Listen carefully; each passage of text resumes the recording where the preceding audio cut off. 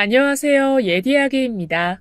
옛 이야기의 사연을 여러분들에게 읽어드릴 DJ 유진입니다. 구독과 좋아요는 채널 운영에 큰 힘이 됩니다. 꼭 부탁드리며 저는 여러분들의 댓글도 모두 읽고 있으니 댓글도 많은 참여 부탁드립니다.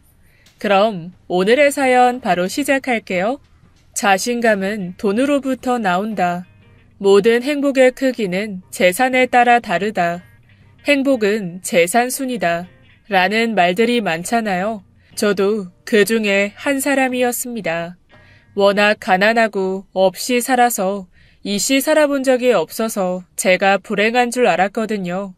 하지만 남편과 시댁 식구들을 만나면서 꼭 모든 기준이 돈이고 재산일까? 라는 생각에 의문이 들기 시작했어요. 돈이 다라는 저의 행복의 기준을 흐트려준 남편과 시댁에 대한 이야기를 할까 합니다. 오래간 가슴속에만 묻어두고 부끄러워서 어디 풀 곳이 없었는데 이곳에라도 들려드리고 해소하고 싶었습니다. 저희 아버지는 도박꾼이셨어요. 아니, 도박꾼이라고 말씀드리면 꽤나 큰 돈이 오고 가는 손이 큰 사람처럼 보일까봐 그저 도박 중독자라고 하는 게 맞을 것 같네요. 쥐뿔도 없는 벼룩의 간만큼의 돈도 다 긁어 모아서 도박을 하는 사람이었습니다. 말 그대로 당장 내일 먹을 쌀 한 톨이 없는데 도박을 하는 사람이었죠. 그래서 어머니가 밖에서 허드렛 일을 해서 돈을 벌어오면 몰래 훔쳐서 도박을 하러 나가곤 했습니다. 그게 반복되다 보니 어느 날은 밤중에 어머니께서 절 몰래 깨우시고는 이제 자신은 도망을 갈 거다 라고 하셨습니다. 난 더 이상 미칠 것 같아서 못 살겠어. 엄만 나갈 거야. 넌 알아서 네 살 길 찾아. 그게 어미가 초등학교 2학년이 된 딸에게 마지막으로 도망가면서 남긴 말이었습니다. 어린 마음에 그 와중에 엄마라도 행복하길 바랬던 건지 붙잡지 않았습니다. 얼른 빨리 가라고 가방까지 챙겨서 손에 들려주고는 전 방 안으로 들어와 울음소리도 내지 않으며 울음을 삼키면서 눈물만 흘렸습니다. 어릴 때는 아무것도 몰라서 내가 처한 상황이 불행이라고 생각하지는 않았던 것 같아요. 불행이라고 판단할 시간조차도 없었는지 모르겠어요. 그저 좀 못 먹고 제대로 영위하지 못하면서 한치 앞만 살아가기에 급급했죠. 엄마는 엄마고 도박쟁이 아빠는 아빠고 나는 나니까 내 삶은 내가 알아서 찾아가는 거라고 생각했습니다. 마지막으로 엄마가 제게 네 살 길 찾으라고 말했던 것처럼 삶이 꼭 서바이벌처럼 말이죠. 그런데 살아가면서 많은 사람들을 만나고 특히나 바로 주변의 친구들을 봐오니 제가 세상 그 누구보다 불행하게 살고 있다는 걸 알게 되었어요. 생일 때 생일 선물 받는 거라는 걸 초등학교 4학년 때 친구 집에 초대받아서 알았고 그렇게 거하게 파티를 해주는 건지 몰랐습니다. 전 엄마에게는 조금만 늦게 태어나지 아빠에게는 왜 태어나서는 이라는 말을 귀가 따갑게 듣고 살아왔던지라 누군가의 탄생이 그리도 축복받을 수 있는 거라는 걸 전혀 몰랐거든요. 그러면서 드는 생각은 그렇게 축복받고 생일 선물을 받을 수 있는 건 그 친구가 잘 살기 때문이다. 집에 돈이 많고 우리 아빠와는 다르게 친구 아빠가 돈을 잘 벌기 때문이다. 라는 결론을 얻었죠. 그렇게 저의 개념을 확립해 갔던 것 같습니다. 제가 고3이 되고 집에서 나가서 대학교 기숙사로 들어가기 전날 밤 아버지가 스스로 죽음을 택했습니다. 어머니가 도망을 가고 계속 돌아오지 않았고 아버지에게도 돈 나올 구멍이 계속 없었기에 할머니나 다른 친인척들에게서 계속 손을 빌리던 중 안 되겠다 싶었나 봐요. 돈을 안 주면 죽어버리겠다고 협박하던 중에 할머니께서 참다 그럼 차라리 죽어버리라고 홧김에 하신 말에 그 자리에서 락스를 들이키셨어요. 병원에 실려온 아버지가 타는 목에 갈증을 느끼며 저에게 계속해서 물을 달라고 하셨지만 그때 저는 아버지의 목소리가 작고 병원 안의 다른 이들은 못 알아채는 아버지의 요청을 무시했습니다. 의사도 어차피 아무 조치할 수 없다고 살릴 수 없다고도 했지만 제가 그날 아버지를 보내드린 것 같아요. 물을 달라는 아버지의 속삭임에 전 일부러 드리지 않았어요. 빨리 돌아가셨으면 싶었거든요. 그렇게 아버지를 보내드리고 전 정말 악착같이 살았습니다. 돈을 벌고 성공하고 그런 건 꿈도 못 꾸었고 못 먹어서 입이 부르트고 손가락이 부을까봐 겨우겨우 먹을 거나 챙겨 먹고 적어도 내 2다리 뻗고 돈 걱정 안 할 정도만 딱 그 정도만 살려고 노력했습니다. 누굴 만나고 가정을 이룬다는 건 꿈조차 꾸지도 않았어요. 누군가 다가오면 쳐내고 외면하고 돌아서기 바빴습니다. 하지만 그 모든 벽을 밀어내고 남편이 다가왔어요. 전 대학을 미처 마치지 못하고 양식 레스토랑에서 근무를 했습니다. 대학을 더 다니기에는 학비가 만만치 않았고 일을 하면서 공부를 하니 장학금 타기도 어려웠습니다. 게다가 대학이 학비만 내는 곳 또한 아니었습니다. 어느 정도 가족이 있고 먹고 살만한 집 애들도 대출을 받아야 할 지경이었으니까요. 제가 근무하던 레스토랑에도 그런 친구들이 태반이었습니다. 학비에 어느 정도 보태고 책을 사고 밥을 사 먹기 위해 일을 하는 그런 친구들이었죠. 하지만 이상하게도 저와는 다르게 너무 행복해 보였습니다. 다들 활기차고 월급 타면 사고 싶은 거 사고 맛있는 거 먹겠다는 이야기를 하면서 잔뜩 들뜬 모습들이었어요. 그에 반해 저는 월급 받으면 매달 내야 하는 월세와 밀린 학자금 대출, 몇 년째 방치해서 잇몸이 부어가고 있는 치과 치료를 하고 나면 남는 건 하나도 없었어요. 생존 외에는 낼 돈도 마음의 여유도 없었죠. 하지만 그 중에 저의 생존 외의 것들을 챙겨주는 유일한 사람, 남편이 있었습니다. 레스토랑에서 일할 때 먹는 식사 시간이 제 하루의 유일한 식사 시간이었기 때문에 정말 많이 먹었어요. 다른 아이들은 적당히 배식을 받아서 먹었는데 전 그 다음 날에나 찾아올 심사이기 때문에 산처럼 쌓아놓고 먹었습니다. 다른 애들은 그저 제가 많이 먹는 애구나 정도로 생각하고 있었겠죠. 하지만 남편은 그런 제 식판에 고기 한 점을 더 올려주면서 왜 이렇게 잘 먹어요? 그런데 많이 먹는 거 말고 진짜 잘 먹어야 영양에도 좋아요. 많이만 먹으니 그렇게 말랐지. 이것도 먹어요. 유일하게 절 신경 써주고 더 챙겨주는 사람이었습니다.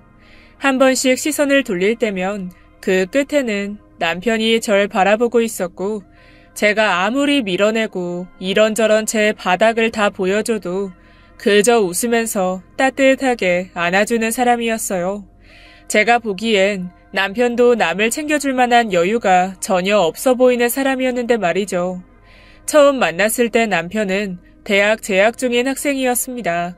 저처럼 장학금을 받고 대학에 들어갔고 그 장학금을 안 놓치려고 열심히 공부하는 학생이었어요. 이미 학교를 중퇴해버린 제 입장에서는 쟤도 저러다 학교 그만두겠지, 제 풀에 나가 떨어지겠지 싶었는데 단 한 번도 장학금을 놓치지 않고 무사히 학교를 졸업하는 모습을 보면서 부럽기도 하고 대단하기도 하면서 존경스럽기도 했어요. 이런 아이라면 모든 책임감 있겠구나 싶었습니다. 저와 같은 조건이었지만 다른 결론을 내는 사람, 남편은 딱 그런 사람이었어요. 그리고 저는 계속 그 레스토랑에 머물렀지만 남편은 어느 날 정장을 차려입고 대기업 외식사업부에 취업했다며 레스토랑 동료들의 축하를 받았어요. 저 아이는 정말 계속해서 나와 다른 길을 가는구나. 역시나 난 부모가 없지만 저 아이에게는 그래도 기댈 부모는 있어서 저럴 수 있는 거겠지. 라는 말도 안 되는 자기 위안만 해댔습니다. 그리고 정장을 입은 남편은 저에게 다가와 만나자고 했어요. 그때 당시 남편을 좋아했던 것도 아니었고 이성을 만나는 것에 대한 관심조차도 없었는데 저도 모르게 바로 좋다고 대답했습니다. 이끌리듯이 말이죠. 이 사람이라면 나도 많이 달라질 수 있겠다 라는 생각이 들었거든요. 가까워지고 만남을 이어가면서 남편도 저와 다를 게 없다고 느껴졌습니다. 부모님이 계시기는 하지만 능력도 하나 없고 그저 남이 운영하는 편의점을 두 분이 교대로 근무하는 정도의 벌이였어요. 그리고 자기 집 하나가 없어서 그 편의점 주인이 내준 쪽방에서 두 분이 지내셨죠. 그러면서 안 먹고 안 입고 해가면서 남편을 교육시키고 뒷바라지 하셨던 거였어요. 정말 부모라는 것이 저런 존재라는 걸 알게 되었습니다. 그리고 더더욱이 가난하지만 큰 존재이신 분들이라는 걸 알게 된 건 그 초라한 두 분의 집에 인사를 드리러 가던 날 바로 느낄 수 있었습니다. 가난과 기침은 가릴 수 없다는데 아무리 그래도 남편의 부모님, 시부모님 분들께서는 애써 가리려고 하지도 않으셨습니다. 가난한 모습을 부끄러워하시기보다는 저에게 더 많은 걸 베풀지 못해 안타까워하실 뿐이었죠.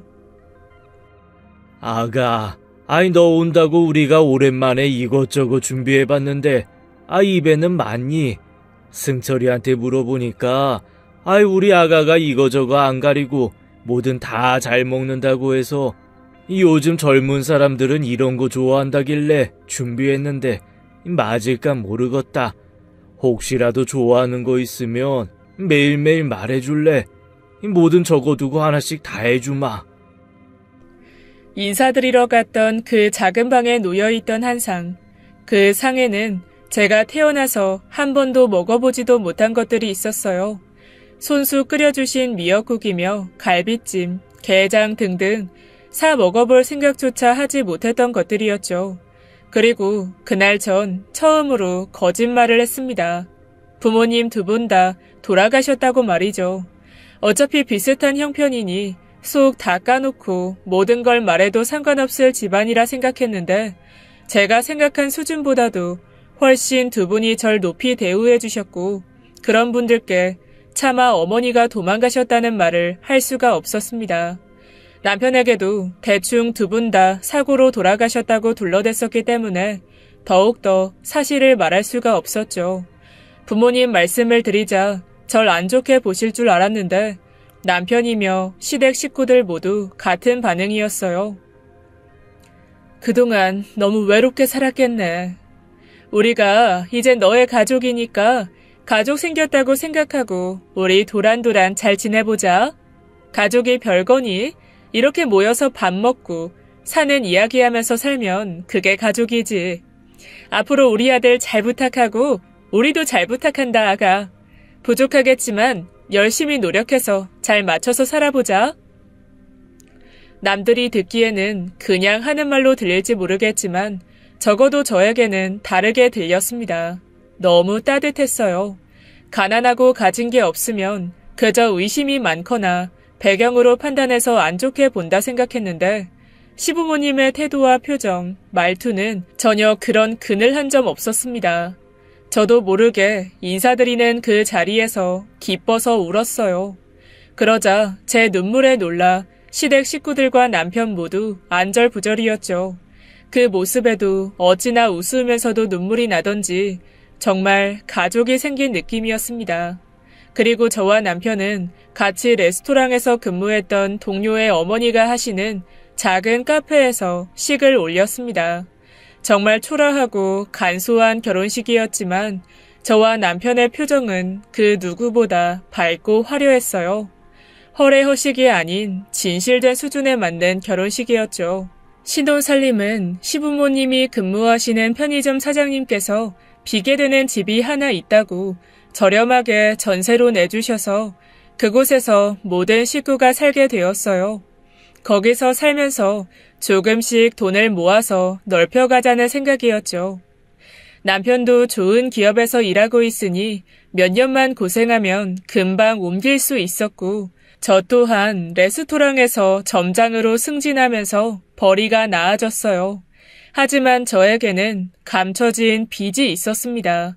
대학 생활하고 생계를 이어가면서 정말 몸뚱아리 하나밖에 없었던 저로서는 버는 대로 살아가기가 힘들었어요. 그래서 개인 회생을 하게 되었죠. 빚은 그렇다 치고 그 빚의 이자가 거품처럼 크게 부푸는데 감당할 수가 없었거든요. 그래서 개인 회생 신청을 하게 되면서 그나마 이자는 걷어내고 원금만을 매달 50만 원씩 3년간 내야만 했습니다. 그 사실을 남편은 결혼 전부터 알고 있었기 때문에 남편이 회사에서 받은 월급에서 매달 저의 빚을 갚아주고 있었어요. 매달 50만 원씩 적금을 해도 모자랄 판에 남편에게 큰 짐을 안긴 것 같아 너무 미안했지만 그렇게 제가 미안해하는 표정을 지을 때면 왜 그래? 또 입술 깨무네. 괜찮아. 결혼한 순간부터 그 빚이 내 빚인 거야. 그래도 3년 중에 반 지났다. 완전 시간 빠르지? 또 눈 깜빡하면 나머지 다 지나. 걱정하지 마.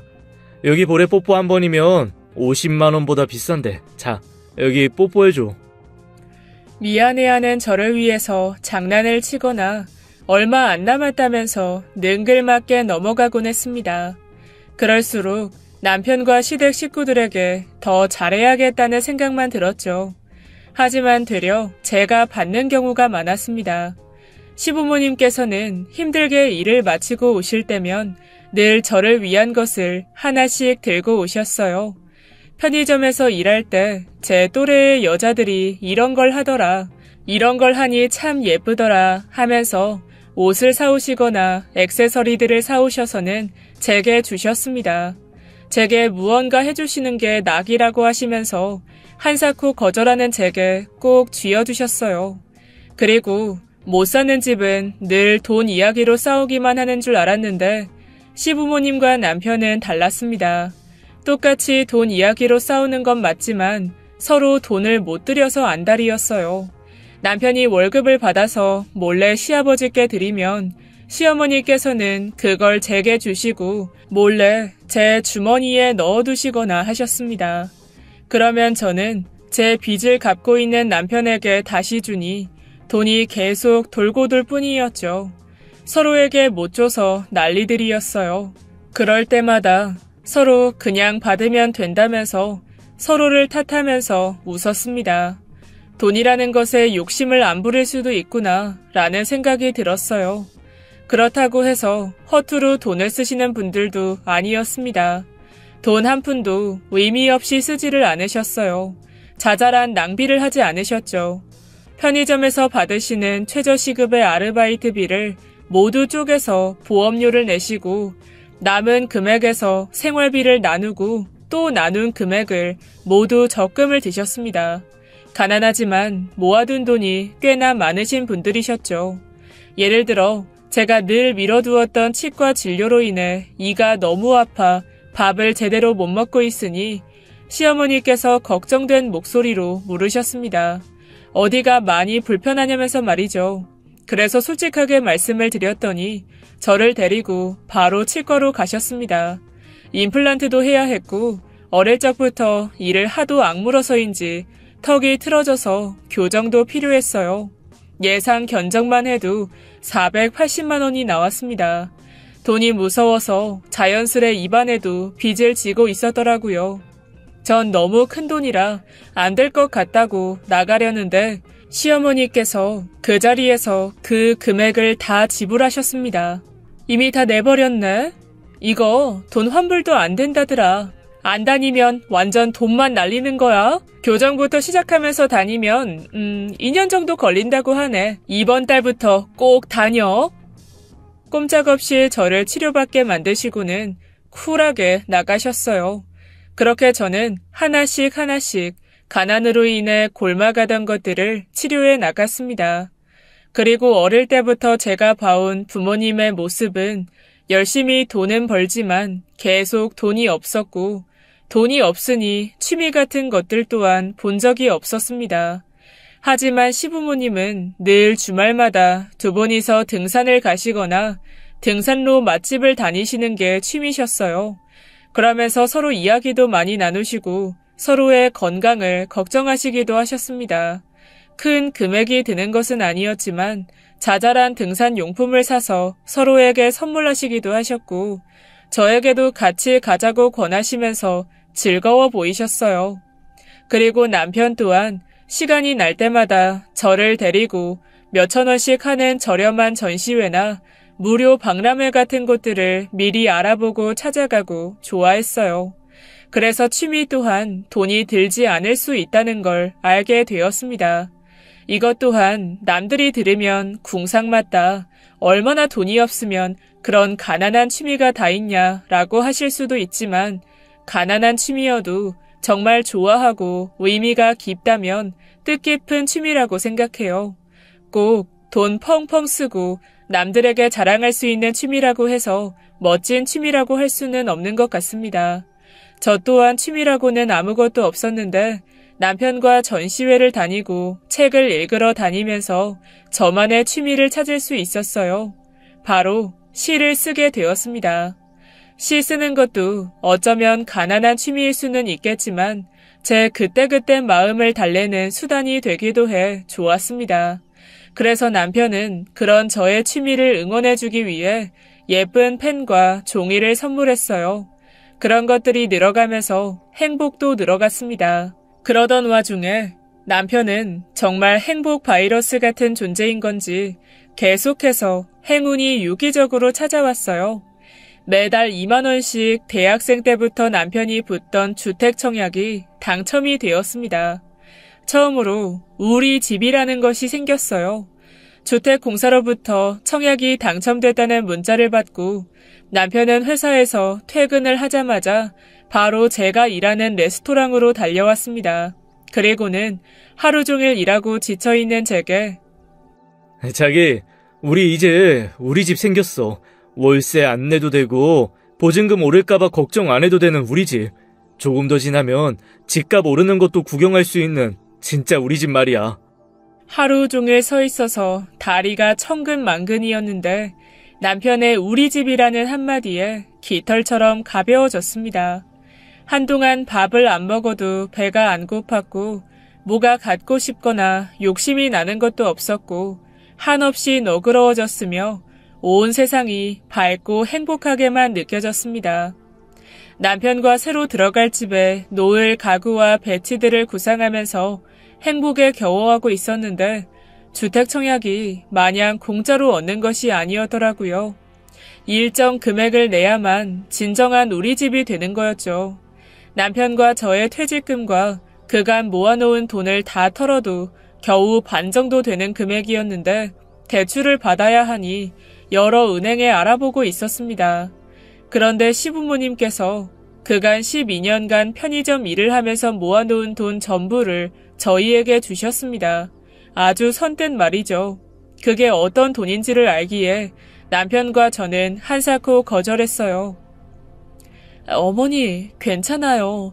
저희가 이걸 어떻게 받아요? 둘 다 직장 있고 아직 젊으니까 대출 조금 받아서 조금씩 갚아가면 돼요. 이 돈 못 받아요, 저희. 이걸 왜 안 받아? 이거 내 돈 아니야. 너희 돈이지. 우리가 다 늙어서 쓸 데가 어디 있어. 지금 냉장고 꽉 차 있지. 그래서 먹을 거 넘치지. 필요한 거 더는 없고 늙었어도 우리도 일하잖아. 수입은 계속 늘고 소비할 곳은 없고 돈 쓸 기회를 좀 주라. 이건 내 돈이 아니라 이미 내가 쓴 돈, 쓸 돈일 뿐이야. 너무 맑은 눈으로 저를 보시면서 돈을 빌려주는 개념까지도 바꿔 말씀하시면서까지 저를 설득하셨습니다. 남편은 그제야 어렵게 시부모님께서 수줍게 내미시는 그 값진 돈을 받았고 저희는 약속 날짜에 맞춰 돈을 보낼 수 있었습니다. 시부모님과 함께 살다가 시부모님의 의견으로 저희만 새집으로 가게 되면서 죄송스러운 이사를 하게 되었어요. 매일매일 뵙다가 거리가 멀어지며 자주 못 뵙게 되다 보니 일주일에 한 번씩 시부모님이 일하시는 편의점으로 갔습니다.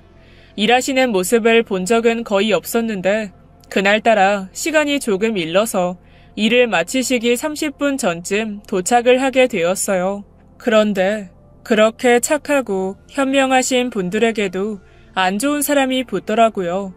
담배를 계산하다가 신분증을 확인하는 과정에서 집에 신분증이 있다고 그냥 가져가려는 손님에게 시어머니께서 정중하게 신분증 확인 후에나 구입이 가능하다고 말씀하셨습니다. 그런데 그 손님이 화가 났는지 시어머니가 서 계신 바로 앞 매대에서 사탕이랑 이런저런 제과류들을 마구 시어머니 얼굴에 던졌어요.